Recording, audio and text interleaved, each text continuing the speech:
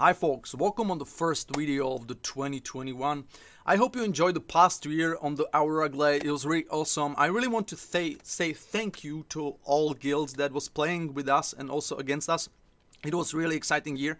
I hope you guys don't mind that I will say no matter that we fight against each other, no matter if we lose or if you win, it's just about that we want to have fun, and I think it's working and it's great. So I really take an honor to the guilds that we was fighting against each other, if I can say it like that, like the slowing machine robot.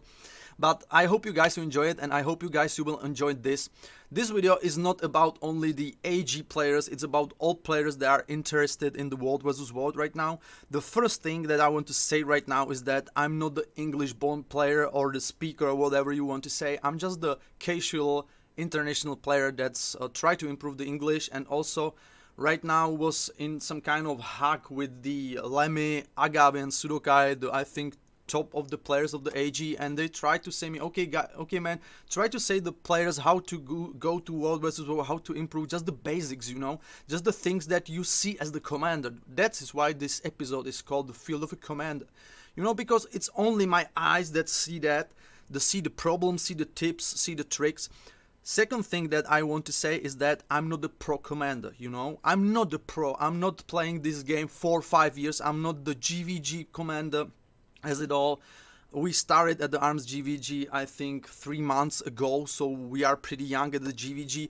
Also, I'm the open squad commander, and I think I commanding almost half of the year, 1.5 of the year right now. So I hope you enjoy what I'm saying right now. Also, my level is over 2k, so isn't so much high like the other commanders, I think, but I think that you will enjoy the things that I'm going to say to you as you novice or the new players in the World vs. World, like I said all the time.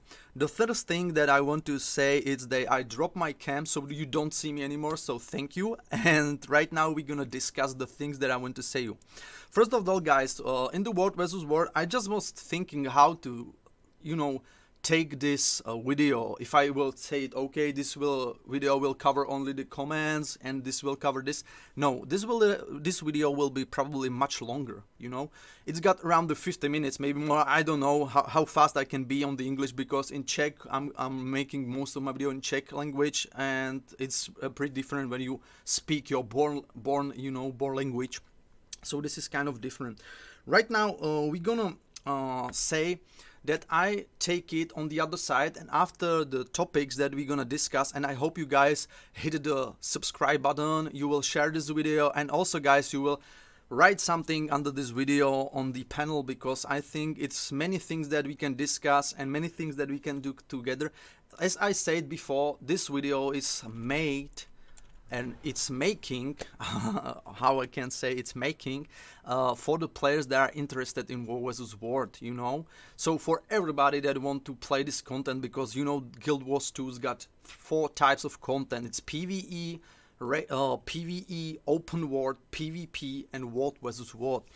Okay, we're gonna start. The first tips that I want to say you, many players just saying me when they're starting to fight, they got terrible lags, you know, tearing and stuff.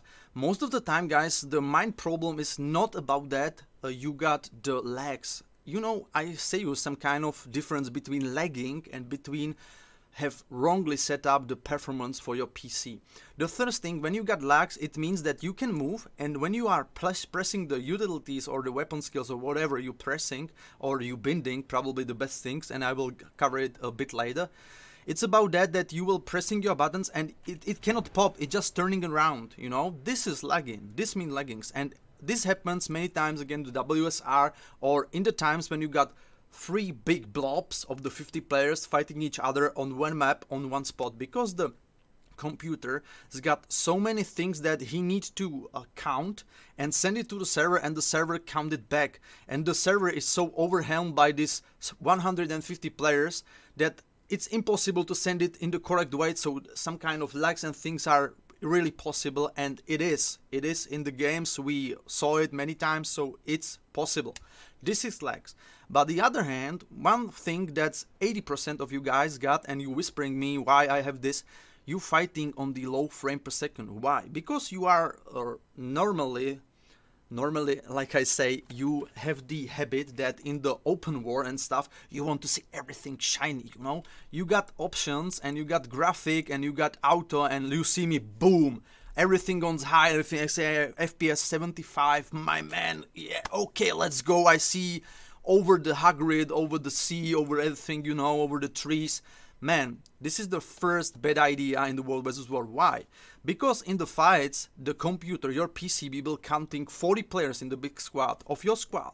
The 40 players from the enemy squad. Not mention that if there is any other squad there, you know, man, this is fucking crazy for PC, even you got 370 or 3070 or whatever is it, Nvidia. Why? Because the Guild Wars 2 is running on the Direct 9. The Direct 9's got one issue right now. Except this, that the Direct 12 is newer and stuff. The Direct 9's got problem. It supports only 4 cores of your main core, you know, if I can say it. So no matter if you are playing, I don't know, on the 8 core, no matter. If you got Ryzen 8 core, no matter. It only runs on 4 because Direct 9 supports only 4 cores in one time. So that means if you want to improve your frame per second, you must get the higher low end if I can say it, or the at least the medium or higher ends, probably better higher end graphic cards. And this is the thing, you know, this is the thing that you need to know. And another thing, if you're playing the 40 on 40, you need to reduce everything drastically in World vs. World. Why? Because like you pressing the buttons, the guy next to you in your squad pressing the button, the whole sub-squad pressing the button, your squad pressing the button, and the enemy squad doing same thing on the small squad. That means that your PC must count many things in many orders. And you know, if you got everything on high, that means every skill will be C10, and you just get the frame drop like fucking hell. You drop literally on between 5 and 15 frames per second, and it's unplayable. In the World vs. World, you must have at least 30, if not 25, between 25 and 40 in the World vs. World biggest fights to survive, because after that you will be lacking on the movement and you will die on the movement. When the commander, for example, say right, he already after 1 or 2 seconds move to the right, and you will take the window because you got 25 per frame per second, and you will take the 1/4 of that. So that means you dodge and the commander is already on the other spot in that. All you can get lag, like I said before, and you will die older, you know.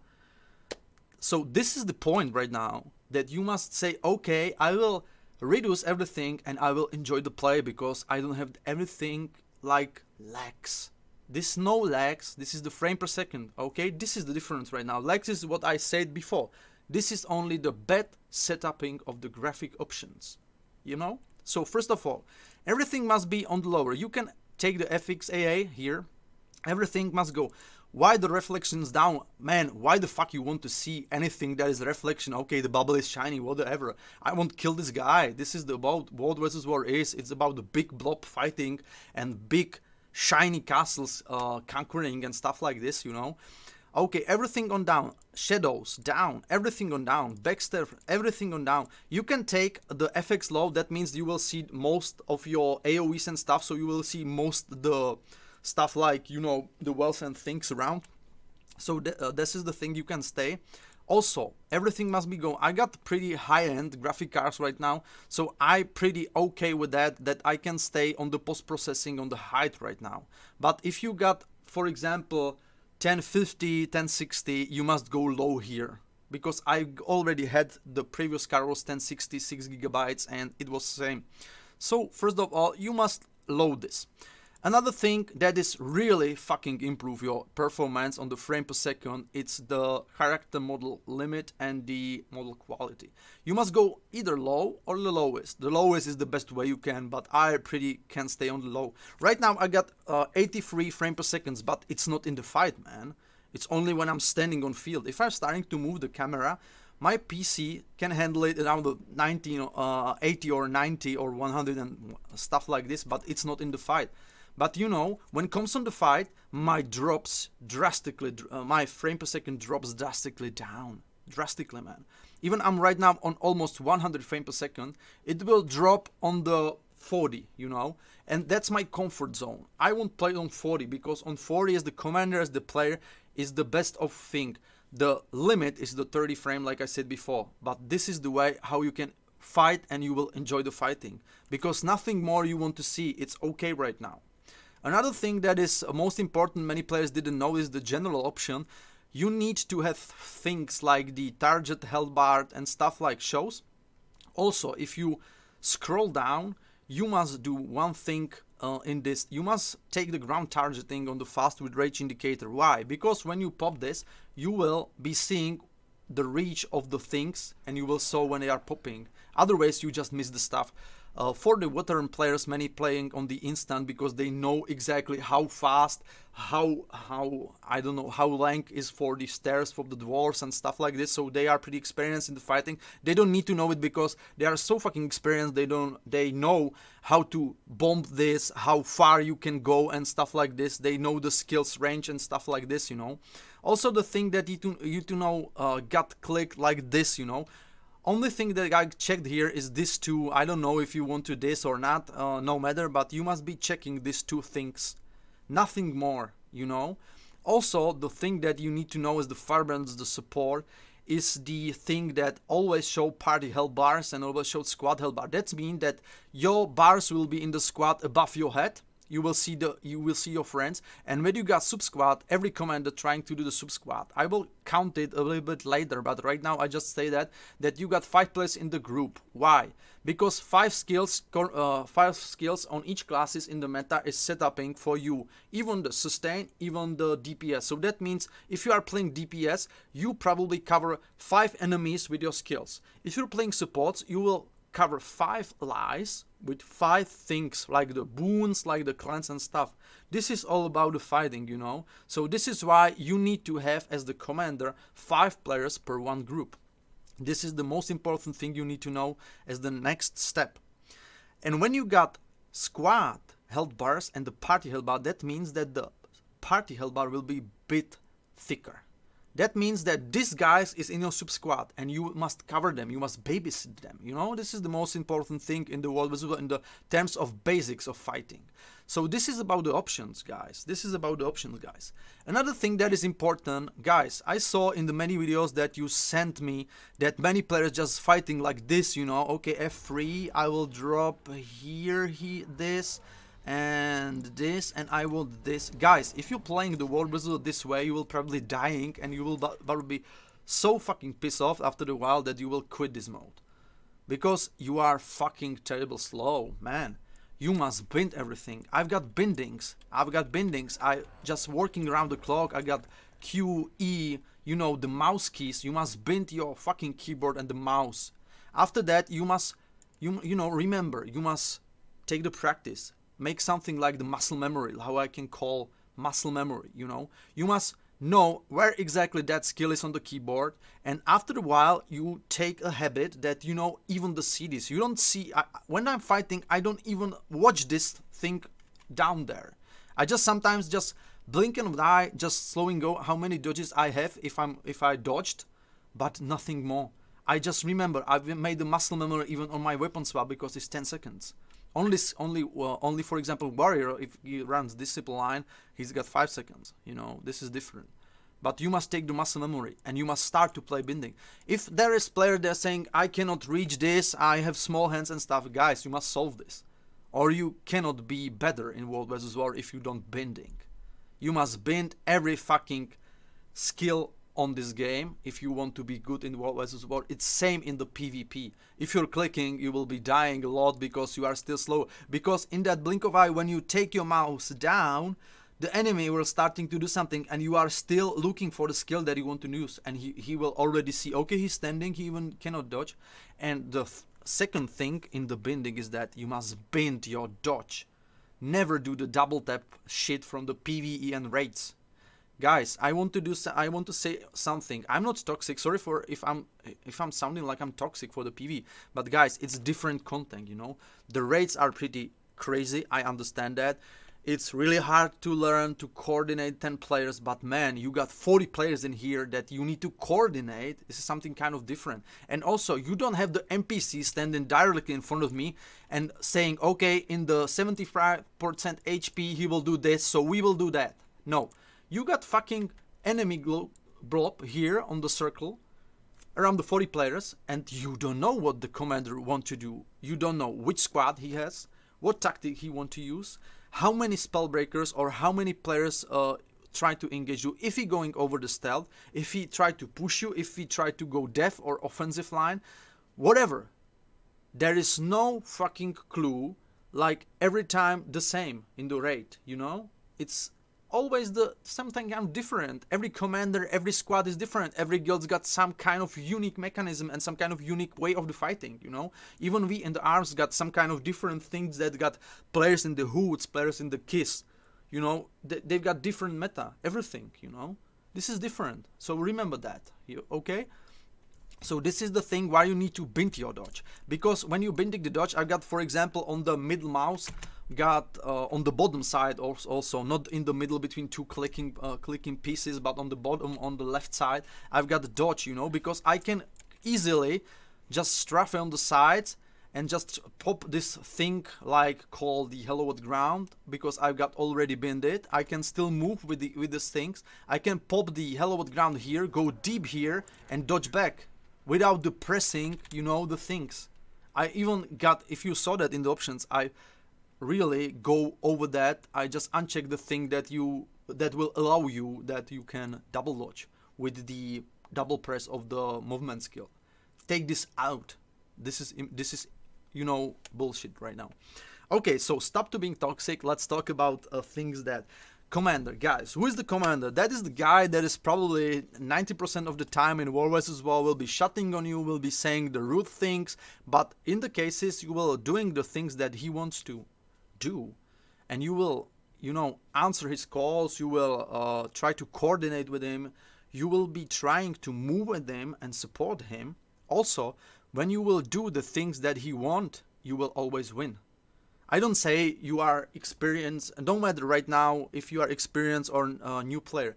If you're trying to do as much as you can, you will probably win 80% of fights and stuff. But if you're doing like the things, yeah, like many players, sorry for the check, so many players got in mind, you know, you join the tag, you see me on the map, you see the pink thing here, and you just join him. But man, if you join the tag, that means you must stay with him. No matter, and I don't know the clue or whatever, just some kind of players join the tag and going on the opposite side of the map. Why? Why you joined the tag? You must support the tag if you join him. You must bring the thing that the tags want, and you must, you know, adapt to their playstyle. If you want to go somewhere else, you don't need to join the tag. You just go alone or take 5 friends and go some kind of roams, taking the camps, taking small, you know, 1-on-1, 5-on-5 and this stuff.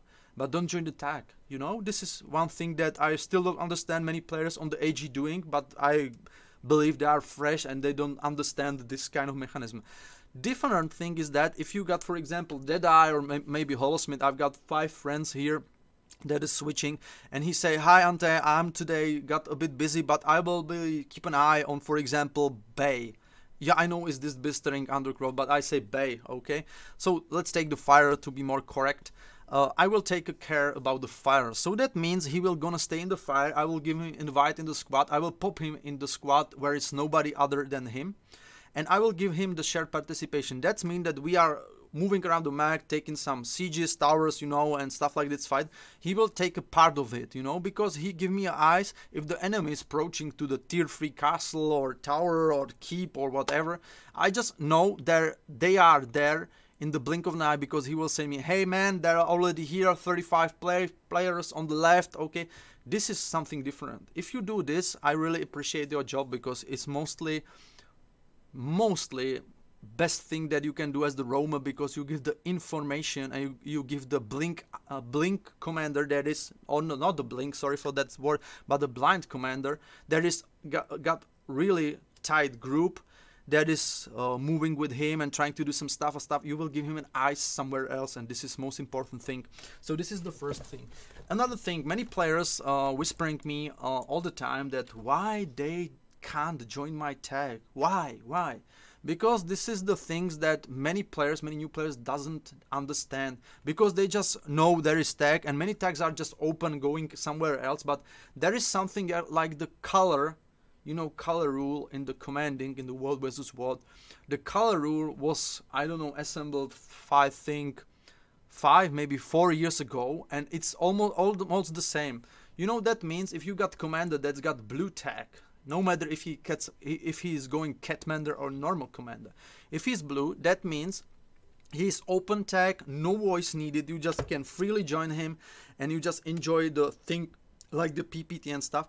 But mostly the PPT, this commander sometimes don't go to the fight rushes because he don't have many players on the Discord, and in the fights this is the terms that is needed, you know. You must have all players on the Discord on the fighting fields, because they need to know and you need to know what the commanders want to do. So if, for example, he's moving forward and he dodge back, if you aren't on the voice, you're still moving forward and fucking die on that spot. Why? Because you aren't on the voice. Understand that, guys, okay?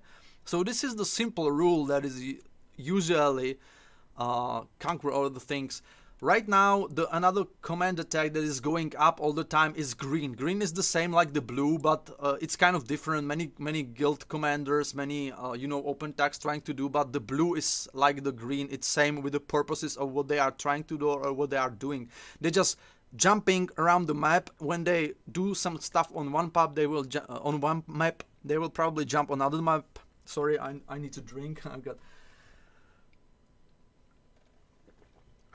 fucking long terms and fucking long video that will be, so sorry for that. Okay, so he will be jumping around the maps. After he do some kind of job, some kind of mission that he wants to improve, wants to do, he will jump on the border, you know, and this will be all the day. This is the purpose of the blue and the green tag. Another thing is that purple. This is the most of the time I'm going the purple. Why? That means that I'm not only PPT commander, I'm the commander that's, you know, go half and a half. You know, that means I'm going to the fights and I go some PPT. In my terms, I can say the purple is some kind of viable commander, because, you know, there is some commanders that is going for PPT, there goes some kind of fighting, but I'm the type of the guy, and many players know about me, I'm going mostly for the fights and some PPT, you know, so this is kind of the hybrid you need to understand. But the purple is this: he will probably stay on the map where he is for all night. He never drops on any other border except the EBG if it's free, you know, this is the difference. And if there isn't any commander, you know, this is the rule of the commanding. Another thing, and also he has all players on the voice, and he got no here because nobody can join his squad if he isn't on the, or she isn't on voice. So this is the most, and after that you will join it, you will get the required number, for example just 5 in the map chat, and you write 5 in the map chat and he will invite you to a squad. This is the rules, how to improve as the player, how to improve as support, DPS and everything, because you will hear what the commander is planning to do and you will improve yourself. Also another thing is the orange, yellow and the pink. This tags means guild. You know, in the order of the colors, no matter, but probably in the most of the common guilds that are playing the guilds group in the World vs. World, they are going yellow. So that means they are only guild and you cannot join them, even you are, I don't know, the Jason Statham from the movie, no matter, you cannot join him. It's only for the guild members. They've got own mechanism and stuff. If there is another tag, they will probably taking the orange or the pink if there are 2 guilds. For example, if there is 2 guilds on 2 guilds, that's some kind of new type of play there is going on right now. That is cooperation guilds between each other, you know, on the push, or they merging together and stuff like this. But this is another story. Let's talk about this later. Right now, so this is about the commander. Okay. The squad. What is the squad? You know, the squad is the bench of players that is going to the commander squad, joining him over map or over the invite in the guild and stuff. The commander will start assorting the squad. you need to understand one thing right now. It's about that if you are joining the squad, that means you must take the things with that. So that means no roaming around. You must stick to strictly to the tag. Only if the commanders say just go check this, or just give me something here, go somewhere else, and you just say okay, man number one go there, you go there, but nobody else. Okay, this is the purpose of tag. It's about that you are with him, you support his ideas, and as the, you know, as the holidays, if I can say, or not the holidays, it's some kind of different one, as the reward, I can say. The holidays is some kind of different word, so sorry for that, but as the rewards, you will get the experience, you will take the bags, you will have the fun, you will have the fights and stuff like this, and you create the content, you know. And if I can say, around the commanders, it's always the content. No matter if it's your commander or the enemy commander, it means there is the content. Because if you are pushing tier 3 keep, that means somebody from the opposite side, opposite color, because there is green, red and blue color. If you are, for example, like us right now, green, and you push the tier 3 red, you know, if I can show to you on the map, if you will push, okay, it's blue right now, but this is the WSR border, you know, so it should be red and tier 3. If you will be pushing this, another player from the group will go check this and say, oh my god, on the team chat, guys, there is a bunch of arms players and the stuff from the hoods and other tags. They're trying to attack outer side. They got 60, man. So the another commander, where is there somebody, but always there is some kind of players, they going for the deathing that, you know. So in that moment, you are attacking some kind of point. The enemy player give an echo, or how can I say, to the commander that is on another border. He will jump on this border and he will go def this keep, and in that point you will create a content, you know. It's all about that. Okay, the squads, the commander, I will continue. Sorry for the mistakes. I got totally bright mind right now. I want to say to you so many things, but I need to cut them off a bit because, you know, I speak mostly. So let's go. The squad, the commander will sort the squad in the 5 players per each squad. Every commander except the PPT commander. PPT commanders doesn't do this because they only PPT. They don't care about some kind of mechanism and a kind of support and stuff. The purple and the rest of the tags and the guilds going on the 5 men in each squad. Why? It's the thing that I said before. It's about that, for example, the stand your ground affect only 5 players in my line. So that means this is the line, this is the sub squad. So I got 4 another players with me, and only those got the 5 stacks of stability from me. If I got 10 players, that means that those players nearest to me get that 5 stacks. So that means the another 5 players around me doesn't get that stack. So they are without the stability and they are vulnerable to pulls, knockdown, CC and stuff. You know? So this is why you need to move players in your sub squads. Okay? Another thing about that is that you know, you can go whatever else. If you take a concept of the squads right now and you understand what I'm just now saying is about that, there is the 2 types, right now the 3 types of the squads. Is the range squad, the pirate, and the melee squad, the melee ball, and the third one right now, it seems it's the hybrid of this. No matter if you're playing half on half on, or for example in the 30 squad you're playing 20 ranges and 10 melees, no matter. But this is the third thing and I don't want to discuss about it because it's some kind of GVG, some kind of content style and some kind of, you know, testing. It's pretty different. We're gonna stay exactly on the basic, so that's the meal and the range. For example, if you got squad, that means if I can count and slowly move to the, you know, classes, that means that every type of this squads, meal, rather range, no matter, needs a little bit different setup, you know, and also the play style. You know, if you're playing the range, it's useless to have, you know, for example, 4 melees in your squad because they will be standing till you push the enemy squad. And same with the other side.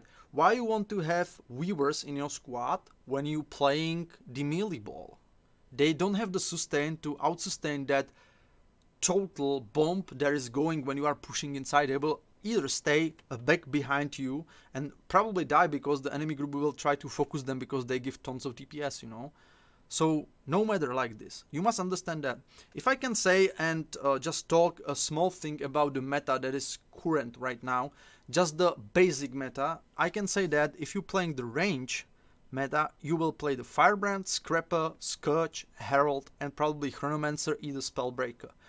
This is the current meta for that setup. If you're playing the melee, I will discuss why and stuff like this after I will say what about the melee. The melee consists about that you got a bit more sustain and a bit more movement up. On the other hand, you know, no range DPS, almost no range DPS. If I can say, just the basic squad for the melee is the Firebrand, is the Tempest, Support Spellbreaker, probably DPS Scrapper or Thief, no matter, and Scourge. Or Herald. On the side, some groups running Herald, some kinds go for running Renegade, some kind of running Scourges. Depends on the playstyle of the commander. That's another important rule. Why? Because if you're playing range, that means you need some kind of player that is holding the boons. Best boon stability keeper, best boon supporter right now in the game is still Firebrand, for the stability, for the ages, so for the mitigation, for some cleanses, for you know, definitely a plethora of skills that is bunching your group or your subgroup with the boons and stuff. That is mitigation enemy DPS, you know. And another thing is that why Scrapper? Why Healing Scrapper? Because Healing Scrapper is that kind of the class that cleanse and heal like fucking hell, you know. He's just pumping the one and cleansing tons of condis around you. They got super speed access. They've got unique mechanism like the sneak gyro right now, and these things that you can blast and you are invisible for the enemy squads. And this is the things that is cool about it. And you know, but he needs one thing. He needs that Firebrand that will support him with the boons to keep up the heals and cleanses. Another thing is that the Scourge. Why the Scourge? Still the top boon stripper, still the bomb, still the top bomber, still the top AoE bomber, how I can say. But they got another mechanism called barriers that will mitigate whole sub squad, because the barriers affect 5 players, so 5 players in the sub squad, and that means they got mitigation. So that means you got HP plus. That means you got, for example, yellow field heal that, for example, has got 5k. So that means you in that time got 22k HP. So the first DPS from the enemy squads goes to the barriers. After they did, it will take your bars, you know, health bars, your heal, exactly. Another thing that is the Herald. Why the Herald? The Herald is the most top DPS class still. Even the range, even the melee, even the offensive boon supports, mitigation on the dwarf and stuff. It's still the top thing around the corner and still the best spiker on the game. No matter the nerfs, it's still OP. No matter what I can say else about it, it's about that, and this is kind of simple like it is. It's still OP, and yes, it's still better than the Weaver Vive. Why? Because many players just ask me why I want to play this. Don't play the Herald, because Herald's got more sustain, more valuable for a whole squad, as the boon support, as the mitigation, as the F2 stability, as the, you know, stairs on the ground, as the dwarf elite skill that is mitigate 50% of DPS in the situations like you are pushing or enemy pushing to you, you know, this kind of stuff. But this is kind of different stuff, sorry for that, I'm going a bit over that. Also, another thing is that the Spellbreaker, in the range, the Spellbreaker has got still his mind, even the support of DPS, they got bubble, even that's a stationary, strips, meal stopping power, DPS like hell on the melee cleaves and stuff like this, securing and covering your group, because you are pretty, you know, pretty tanky, you know, you still have tons of survivability skills that you can get out of the things that any other classes cannot get. Also, why the Chronomancer? Chronomancer, after the last rework, as a support or even the DPS, no matter, is going crazy with the strips. It outstrips every class in the game, more CC pulls from the walls, pulls on the fields, and just coordinate your bomb of the enemy squad. If you're playing range, you just call, for example, that when you range spike somewhere else, somewhere here, somewhere, no matter where, and if the Chronomancer doing their bindings and just put the number 4 from the focus on the ground, and if you counting the range spike, or say range spike there, and he pulled there, he will pulling the 5 players to the one spot. And what did I say in the 30 minutes ago?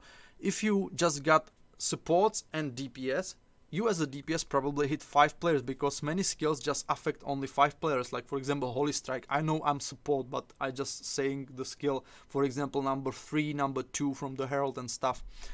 And you just pull the 5 players on the one place. That means if you call for the range spike and your heralds just fly over there, they will kill all the players, because 5 heralds on the one spot hitting 5 players, that means down it. Okay, this is the simple rule of the pirate, if I can say like this. In the other case, on the melee, if I can say, okay, you can have the Weaver in the pirate, by the way, but I don't want to go deep in that. We will be probably counting that in another video in the future. On the melee, why you have Firebrand? Same. Why you have support Spellbreaker? Because he gives another addition, you know, small heal and Condiclance, really large Condiclance, and support for your group over the Warhorn, over the Hammer, over the CC on the ground, and the field and the bubble, as always. Why the Tempest? Is the third support. You got really high and viable healing. Not as high as the Scrapper, but in this squad you don't need as much, because you got tons of mitigation, because there is 3 support classes in that sub squad. That means Tempest got auras, they've got cleanses like hell, they got rebound, so secure for your players. Also they got one thing that is called you know, popping the F2 skills. I don't know, Attunement, Fire or whatever it is.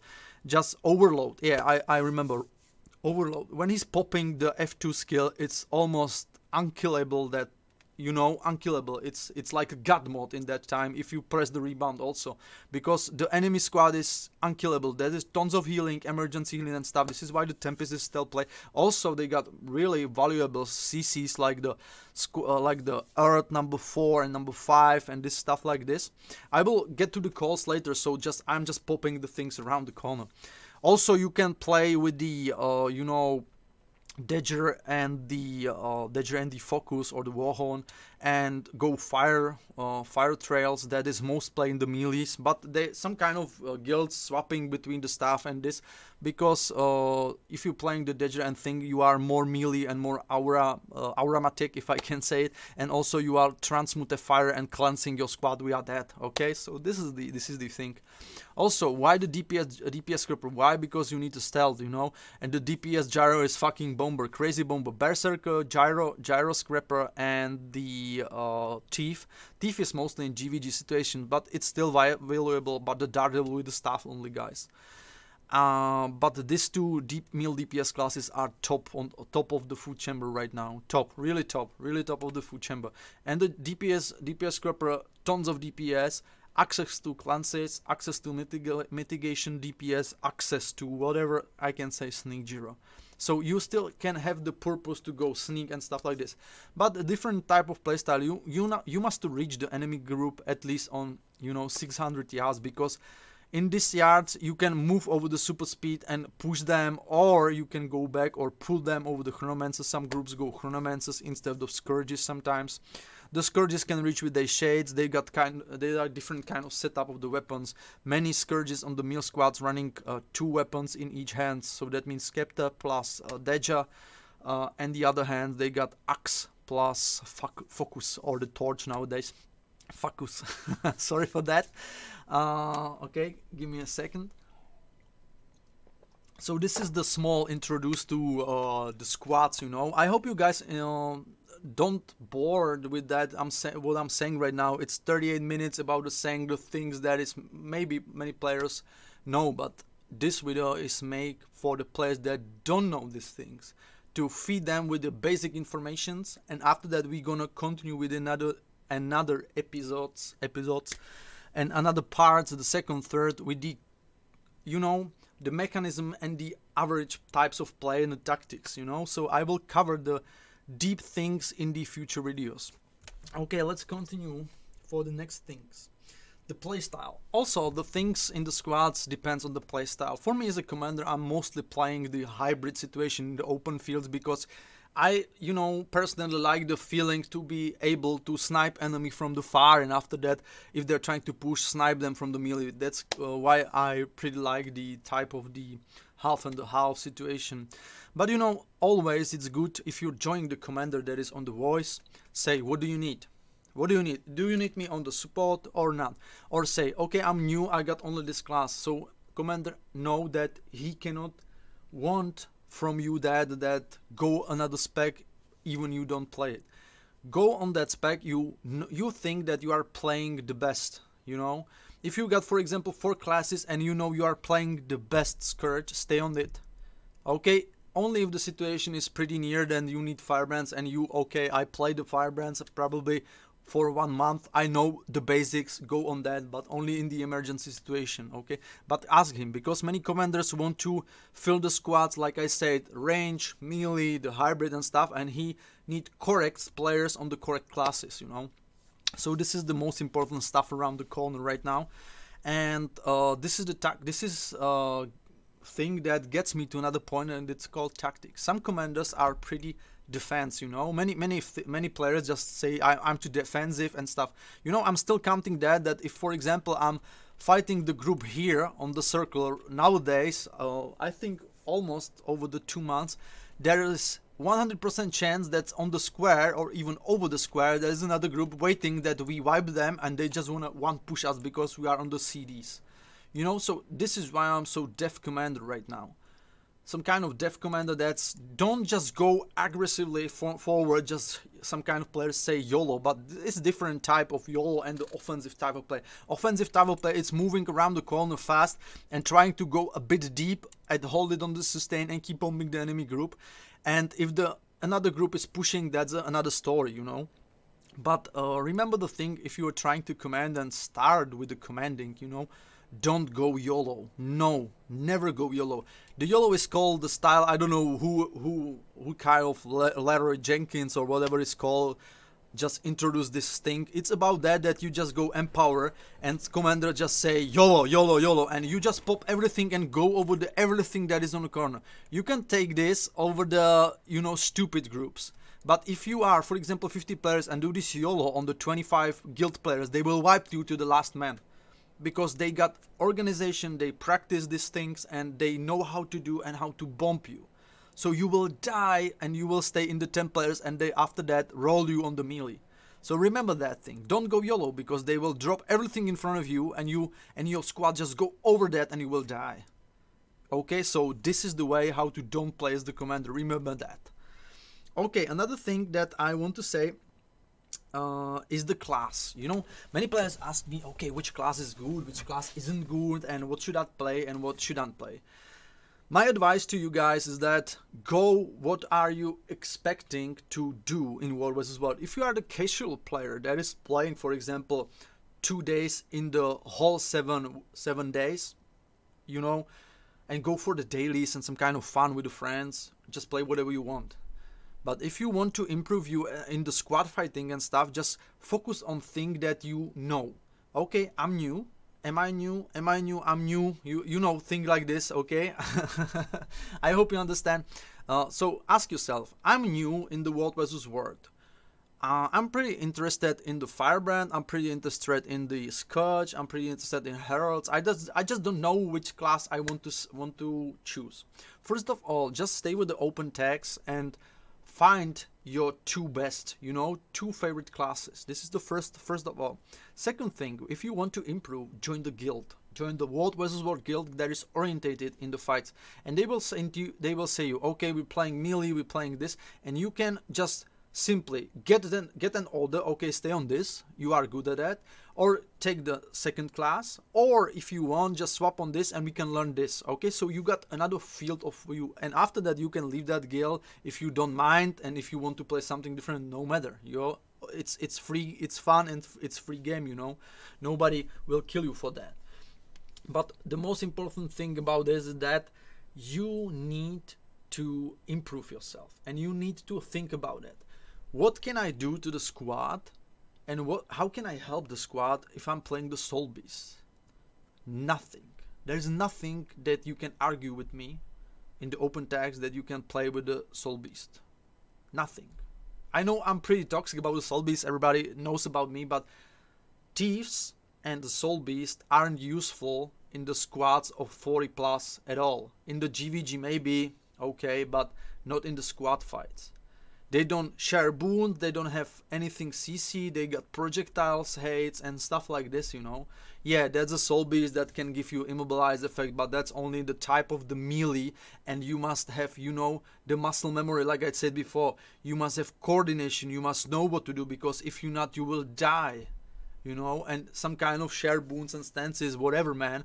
The Heralds gets this 200 times better than the Soul Beast. The range, the melee, the boon. The Heralds overall this by the truck of a Soul Beast, you know. So this is the second thing if you want to go for the squad fights. The third thing, if you want to go to squads, you know, after you will choose the things, some kind of guilds like us, we are involved to train the new players over the supports. Why? Because you learn how to move, you learn how to dodge, you know how to you know, things going on the fights, how you can move from the left, from the right, and popping your skills and stuff.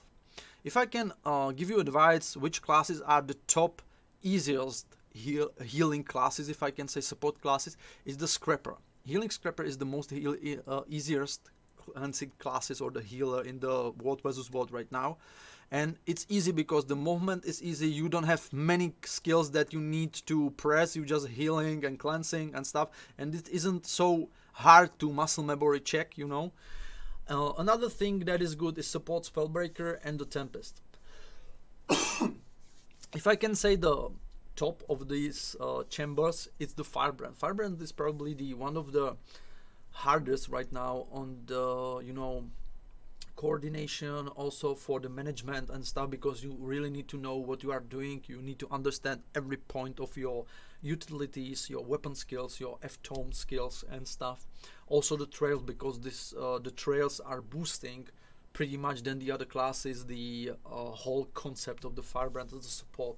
Also you must have the correct build. Guys, forget about that, the meta battle and the Guild Wars 2 mist and stuff. This is the builds there is, you know, guys, don't even look on that. If you are in the guild, just concept on the guild content, on the guild builds, or even share with the builds and ask players that are playing something.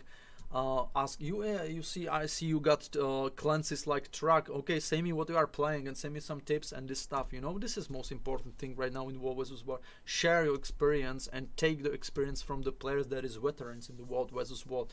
This will keep you up and keep you fed, and you got enough information to what to do. You will create the muscle memory and you will move forward. You know, this is the most important thing. Okay, the last thing, and the video's got 47 minutes, so sorry for that, that is so fucking long, man. But I think I cover the whole basics, you know, if I can say. And one more thank you for the Lemmy, Agavi and Sudokai and the players from the ARMS that helped me out with this, because I'm pretty about worry. I want to try to improve the English so everybody understand me and don't say, okay, I don't understand what the fucking is Ante talking about, you know. So I hope you understand. I hope you will join that video and you will check it till the end. Okay, right now the last thing that I want to say you, the basic calls. You know, guys, many times when I'm in the squad or when I'm commanding and the commander, you know, if I'm in the squad as a casual player like you, commander calls for something on the voice, and you see that half of the squad even don't know what he wants to do. Why? Because they don't know the basic call information. You know, the basic call information is that for example, if you go directly on the point, the commander say, okay, give me, for example, pressure, pretend that I'm the DPS right now, okay? Give me range pressure on the circle in 3, 2, 1. That means he wants the range something here, okay? There's an enemy, or enemy is moving over the square on the circle, and he get their moves, and he knows that on the circle there will be stopping. He say, give me the range spike there. Okay, bomb it. Okay, guys. If he wants CC and the wells, you know, that's the second call, probably the most called, the wells. That means the Scourges must use their abilities, the utility skills, wells of suffering and wells of corruption. This is the two OP skills that removes on the one spot, removes tons of boons from the enemy squads, and another point, they give tons of DPS also with the weapon skills and the shades, and also, you know, for the basics as the columns, they strip boons, so that means the enemy squad don't have boons like protection, like the aegis, and they are vulnerable to DPS from your squad. And you just bombed it. And if he calls for the wells, for example, you wipe on the square the half of the squad, not the square, on the circle, you wiped from the 40 man 15 players. The squad will try to go back and they will try to engage you from the other side. That's most of the case. And the commander will wait for the bait and probably call the wells here or the wells heal. Just bomb the wells, and if as the firebrand, if you are still on the staff, that you should be, because on the range over the 1,200 yards, you are probably stay on the classic utilities and the weapons. No need to swap to the F-tomes. You just bomb the lines there. Why? Because if there is the corruption from the scourges, that means they don't have the ages, they don't have the boons to mitigate their DPS to move, and they just, you know, stay in your spike. And that means they are vulnerable to control, to DPS, to everything, and they cannot outboon you. If the heralds fly there with the range spike number 2, number 3 on the hammer, the enemies are done. You know, if you're staying on the range, this is the basic calls. Also, as the chronomancer, you must go with the focus 4 on this. If we are on this range, you should probably pop the gravity well inside also on the F4 restock, you know. This is the thing and the basic. You know, if you are playing Weber, one thing that I can say you, and as I'm seeing the Agavi and the Lemmy, how they are playing this skill, these skilled players, how they're playing that build, they probably waiting for the downies with the meteor shower. They're going for the CC and the static fill inside this, and after that they're bombing that with the meteor shower, because there will be downies locked inside that spike. You know, this is called the spike. You're just creating the spike on that course, like I right now said. And this is important. Another thing that is casual for the commanders is bubble. What is the bubble? This is the elite skill from the Spellbreaker class. And you know, in the terms of the 2 months ago, that was the, you know, moving bubble. You're just moving on the field with the bubble, looking, you know, like the Tony Stark from the Iron Man, and just standing, and everybody around you keeps dying because your squad hitting the vulnerable targets. You know, what does it mean? The bubble works as the, you know, deboon field, if I can say deboon field. I call it in the Czech deboon. I don't know if the English got some kind of different language for that, but it's the deboon, anti-boon field. Why? Because, you know, there is the field bubble around it, probably like this length, and if you are inside and you're trying as the firebrand or any other player giving your group boons, the boons are immediately washed away. Why? Because the bubble working as the anti-field. No boons you can get your squad or receive, you know, no matter how you want to do, no matter. Also the players that, for example, got I don't know how I can say it in English, even in Czech, just many boons, if I can say many boons for your squad, just like this, you know, many boons for the squad and FA and stuff, they will slowly lose every boons when they are staying inside, you know. Also, this is the type of play that many melee squads and also, you know, the range squad is sending the Spellbreaker in front and try to engage the group from the flank and stuff. Just pop the bubble and put the CC inside that. For the firebrands, it's like some kind of call. If your group is okay on the support things, just go for the pools inside, CC, Chronomancer well, and the pools, also another CC number 5 from the hammer. You can put the lines again inside this and stuff like this, pools inside, you know, knockbacks and stuff. And also the range spike, if you are playing on the range, it's same for that, just go bubble and burn it down.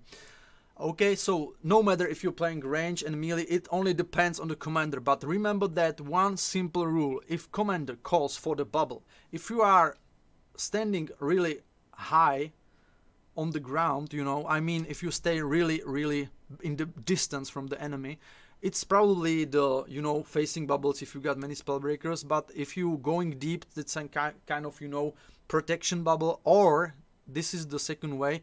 It can be useful as the defensive bubble or the offensive bubble, like I said before. So this is the kind of distance play that you must keep to know. If the commander is calling for the bubble in front and push inside, the enemy, that means you must CC and go really high spike inside that, because the enemies will be vulnerable in the time of terms. Many commanders calling for the bubble plus wells, so that means you got 2 calls inside 1 call.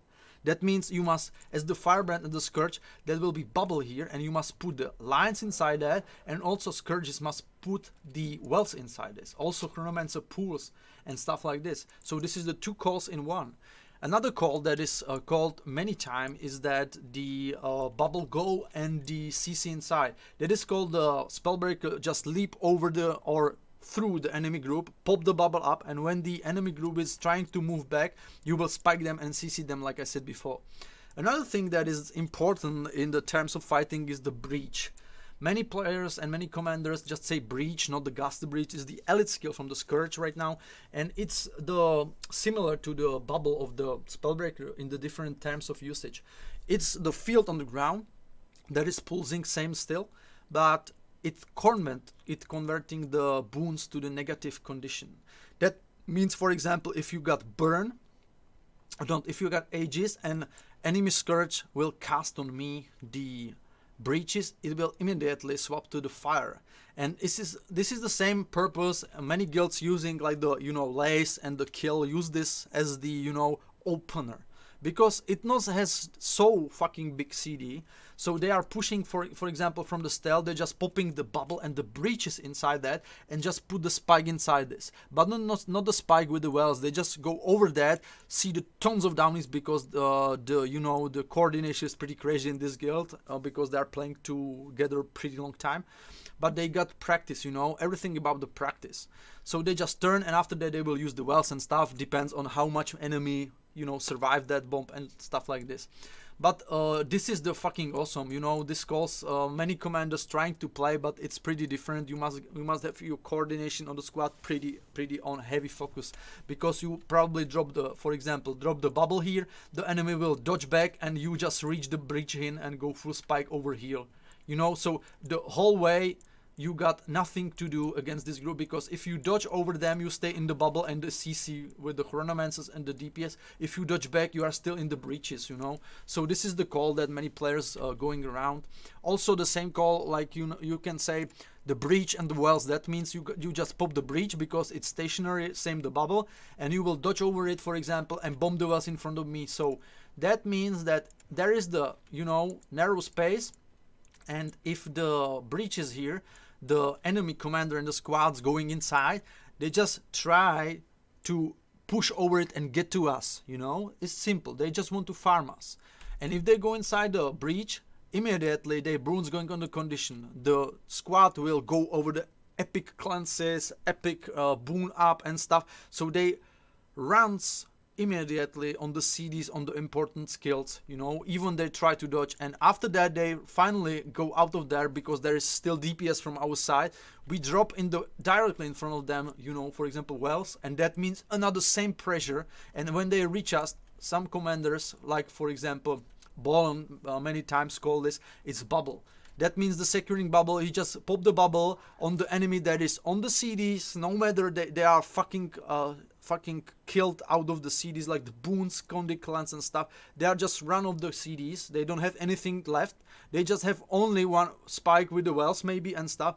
They're going here and try to do wells and are inside your bubble with your spike, and this is the point when you can say the CC and dodge back, and the rest of the squad is dead probably. This is the simple call, like the lines of fields, I don't want to go deep with the calls, I just want to stay a bit on the sides of the movement. I hope you guys will give me the feedback on the chat box under this video, because I will try to say you what to do and stuff like this, because many players ask me in the game that they want to some kind of advice what they should do on this call exactly and stuff. Many commanders, many calls, so it's really good when you join the squad, say, okay, I'm Spellbreaker, won't you call the bubble, or will you call the bubble commander? He will say no. So that means you can go on your own, you can go with the bubble like you want.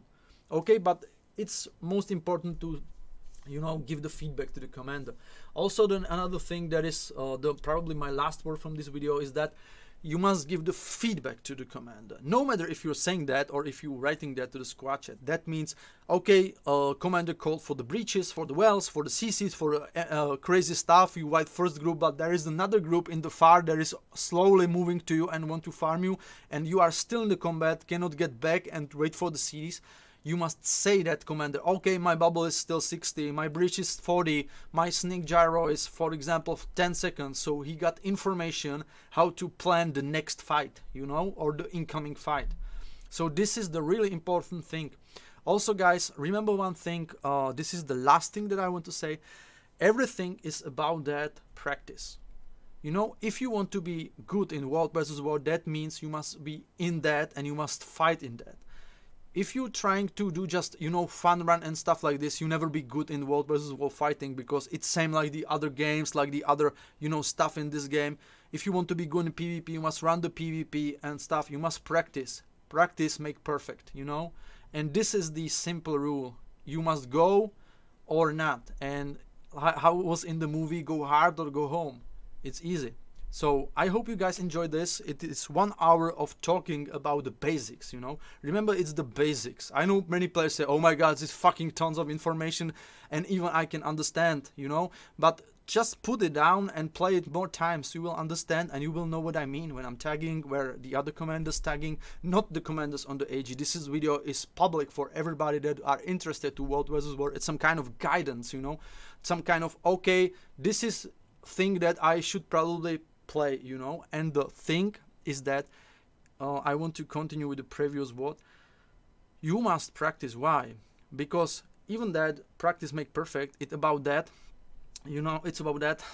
If you moving some kind of point that when you move forward, you cannot stay in the back line. You must move yourself and try to get on the better thing that you want.